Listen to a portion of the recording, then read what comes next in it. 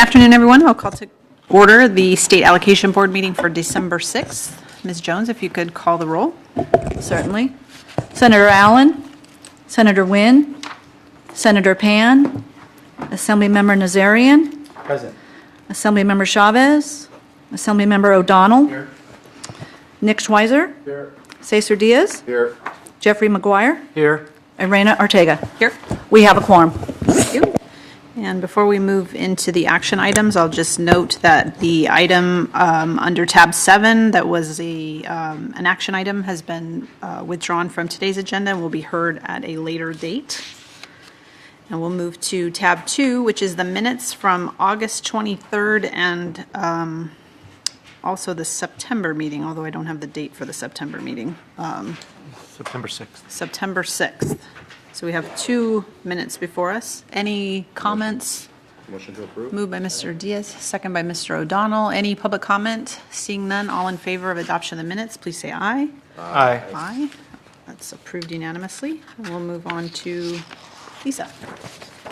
Hi, we have a few updates since our last meeting back in September was very abbreviated, but we want to give the board an update on the certification round that's opened, and it closes tomorrow. And so those districts that have unfunded approvals, prior approvals that were taking place in August and September, and even in the consent agenda, they have the ability to submit a certification. So we've been actively communicating with those districts as well. So the certifications, if they submit the certifications in time, they'll be eligible for the bond sale in the spring. And so those certifications would be valid from January 1st to June 30th of 2018. And we also wanted to give the board an update on the apportionments that took place on September 6th. I know we had shared with the board that there was actually over $443 million in projects that were awarded cash as a result of the bond sale in the fall. And we had listed, there was 29 that was still outstanding, but we have an update in that. We actually have only one project that's not going to submit a certification. And so hopefully they'll have the ability to submit during the next certification round that closes tomorrow. And as of today, they anticipate submitting the certification for the next filing round. So they'll just have a new date. And they don't lose their project, which is great. We also wanted to highlight that we have a new report section in the financial statements that basically got some great feedback from Senator Pan. And so it highlights all the disbursements in Proposition 51, and so that's a new tab in tab 5 in your financial reports, and that starts on page 182. So it just disperses statewide maps of the funds that have been allocated for apportionments, unfunded approvals, and projects on the workload. And we also have additional information as far as new construction activity for districts that are small, medium, and large. And so that's also broken down in your subsequent charts in that report and modernization. So it's good information and also is very transparent about what projects we have on the workload and how those funds are being dispersed under Proposition 51. Lastly, a couple more things. We have regulation updates, the grant agreements, and also the financial hardship streamlining process are in effect in the regulations, and so that went in effect in September. And the career tech regulations that the board approved in August, that is also in effect as of the end of November. The career tech education filing round just wrapped up, and Department of Education was very helpful in sharing that there was over 300 applications that came through the door. So we're excited about that opportunity for that $125 million, and so those projects will be scored by the Department of Education, and they'll have the ability to submit filing applications with our program. And we're working closely with Department of Education on the next filing round on the next $125 million and some key deadlines that we'll be sharing by the end of the month. Also, we'll have an opportunity. We've been doing some great work in our office, and so we'll have some electronic submissions. So there'll be the first round of projects that could submit projects, funding projects for electronically to our office, and that will be for the Career Tech Education Program. So we're looking forward to having some more opportunities to submit your projects electronically with our office. Also part of the consent agenda, we have 4 projects, seismic projects for $10.3 million, so that's great news, and we're getting closer to exhausting those program funds. We actually been really busy with the joint agency workshops, and we've been partnering up with Department of Education, Division of State Architect, and our office, and we've been actively going throughout the state. We've been presenting for small school district outreach, and that has been very widely attended, and we also had workshops with Career Tech Education as well. And so most of that information is online, and we've actually had a few webcasts for those various outreach opportunities. And so we look forward to an outreach opportunity in the next quarter, and we actually have another one next week. And with that, we have a meeting in January, and that's all we have to share tonight. Okay, thank you. Any questions from board members? All right, any public comment on any of these items? Okay, we'll have the record reflect that Senator Pan joined us. And we will move to consent agenda, which is under tab 4. Consent's ready for your approval. Okay, any questions or comments from members on the consent items? Okay, moved by Mr. Diaz, second by Senator Pan. Any public comment on the consent items? All right, seeing none, all in favor of the consent agenda, please say aye. Aye. Okay, that passes unanimously. And we'll move to tab 5. Yeah, the financial reports, we wanted to highlight, it's on page 169, that we have been active with the disbursements of the program funds as a result of the bond sales. So the last 3 months, we've been active with putting the $400+ million out to those projects. So on that page 169, it shows the disbursements of those program funds. So we're nearly have completed our task and gotten those funds out. And also on page 171, we've been really active with processing Prop 51 applications and other applications. So in summary, we have over $164 million in projects that are in the consent agenda tonight, and we have 71 projects that were approved as well. And we actually recovered over $2.1 million in closeout recoveries as well. Okay. That's Any questions? Okay. Any questions from the board? All right, these were not action items, but is there any public comment? All right, seeing none, we'll move on to tab 6, which is the KLAMATH-TRINITY appeal item. Mr. LePass.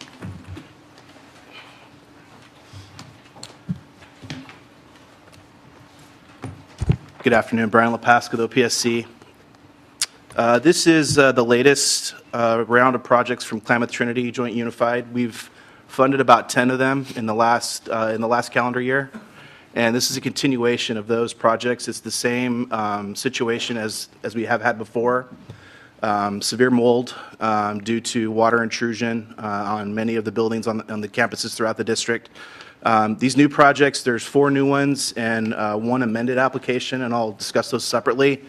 But it's a continuation again of the projects we've been funding. It's just different buildings at the school sites that have already had these actions in the past. So the 4 new projects are at Witchpeck Elementary School, Hoopa Valley Elementary School, Hoopa Valley High School, and Trinity Valley Elementary School. And consistent with what the district's requested in the past, they're asking for replacement funding to perform rehabilitation work. Staff supports this. And then additionally, we're supportive of their request for an immediate apportionment due to the urgency of the projects. However, we're asking that these 4 projects approvals be left open so that we can assess the appropriate site development work that we won't know until the district actually starts performing the work. They're not going to know the exact scope of the work related to drainage systems on and off site. So we are asking that they have up to 1 year to submit documentation to us to show that scope of work. And then additionally, we have an approval for Orleans Elementary School. This is a project that was funded back in 2016. The district did not request all the eligible site development grants, and so we're proposing to amend that approval to include the site development grants that were not applied for the first time around. And I can answer any questions you have. Thank you. Are there any questions from board members? All right, seeing none. Public comment? Anybody, would you like to come up from the district, or it's up to you? Hi, just Please, yeah. I'm sorry? You can have a seat if you'd like to. Okay.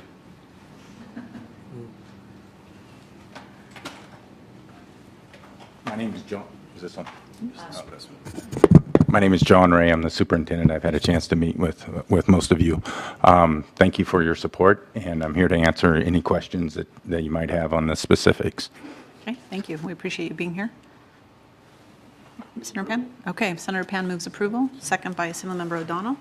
I'll call for any additional public comments. Seeing none, all in favor, please say aye. Aye. And we'll hold it open to see if Mr. Nazarian would like to add on as well. Thank you. And we have one more appeal item. So our next appeal is for Maple Elementary School District in Kern County. This is a small one-school school district with just under 300 student enrollment. In December of 2015, the board approved a conceptual approval for the district for a facility hardship project. They had some water intrusion that was causing some issues with the water intrusion, but also damaging the electrical system and the fire alarm system as well. This was throughout the entire campus. And in 2015, when the district came forward with the conceptual approval, they were approved under facility hardship rehabilitation funding based on the information that was known at the time for what would be the minimum work necessary to mitigate the health and safety issue. As part of the conceptual approval, they received design funding to go ahead and draw the plans to fix the situation. They did go forward and do that and received approval from the Division of the State Architect and the Department of Education for those plans. Given the scope of work that was needed to correct the problems within the classroom wings, they designed to replace the classrooms. However, they believed that with the funding available, the multi-purpose building would only be able to be rehabilitated and not replaced. So the DSA plans reflect a rehabilitation plan for that particular building. When the district submitted the application recently in the last few months to convert this to a full funding application, as we were looking at the application, based on the new cost estimates, we determined that this project actually qualifies for replacement funds as opposed to the rehabilitation funding that was approved at the time of conceptual approval. We need board action in order to move forward on this project because the plans are designed for some replacement work, but there is also the rehabilitation component in the multipurpose building. So the district has submitted an appeal request for three things. They are asking that the board approve placement of the project on the unfunded list as part of today's agenda, and at the same time allow the district a change of scope so that they can go back and redesign the project for the multipurpose building to move from rehabilitation work to replacement of that building. And also, because this project now qualifies for replacement funds, it is eligible for site development work that would be necessary to do the project. However, since we only learned this very recently, the district has not had time to complete an estimate for what that site development work would be, and our office has not had time to review those costs. So we are asking that if the board approves this project, the district be allowed that additional time to come forward and provide that request for us to then present the item for amendment at a future board meeting. The change of scope policy has been in place since 2005, and basically at the staff level, we're looking to see that the project is basically maintaining the same essence as it was originally approved for. And we do believe that is the case with this project. The district designed their buildings with the concept of the rehabilitation project in mind. They didn't know that they were going to qualify for the replacement funding at this point, so they went forward in good faith. Changing the multipurpose building to replacement funding does not cause any sort of line jumping or funding advantage, so we have no issues here. It's basically the same basic scope of work, only they're able to replace the whole building. If the board does decide to approve this project, we would recommend that a few additional requirements be added, and those are outlined on page 224 of the agenda.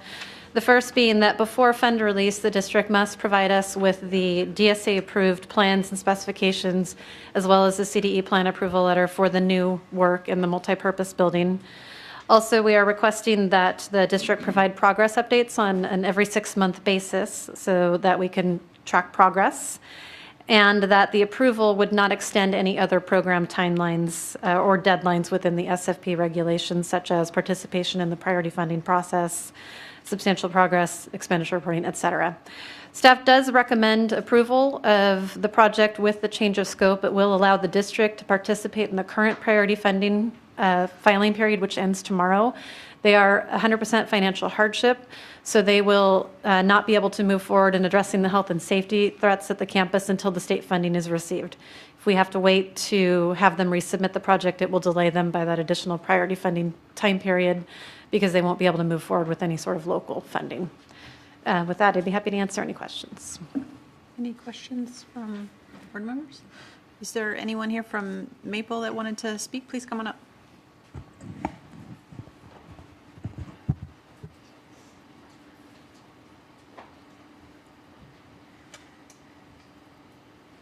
Hi, I'm Julie Bush, the superintendent of Maple Elementary School District. Really just wanted to be here to answer any questions that you might have and publicly thank the Office of Public School Construction for all of the work that they have done in supporting Maple in this endeavor to move forward to provide safe learning space for our children. Great, thank you. Any questions? No? Okay. Move. Approval with the additional requirements recommended by staff. Great. Moved by Senator Pan, second by Assemblymember Nazarian. Any other public comment on this item? Okay, all in favor of the motion, please say aye. Aye. Passes unanimously. Thank you. That item's approved, and we'll return for just a minute to the previous appeal, which was the KLAMATH-TRINITY, and Mr. Nazarian votes aye, so that item is also approved. And item 7 was removed for a later meeting, and we'll move back to Lisa. We just have the meeting calendar we added to the workload as well, and additional workload reports Okay. there. So I'm not sure if there's any questions. Any questions on the workload report or the meeting calendar, any of that sort of thing? Yes, go ahead. Apologize, not on the calendar, but I know I missed, I just want to comment, I know we presented the financials. I just want to thank staff because I know I had asked for breakdown of how we're doing on an ongoing basis so we can monitor the distribution of funding, being sure that we're not leaving gaps with, let's say, small school districts. So I just want to thank staff for putting that analysis in the financial reports. Great, great. And I agree. I think the reports actually show really well. It's very helpful demonstration of the information, so I think that'll be helpful going forward. Okay, anything else? Any additional public comments to come before the board? Okay, if not, we'll be adjourned. Thank you.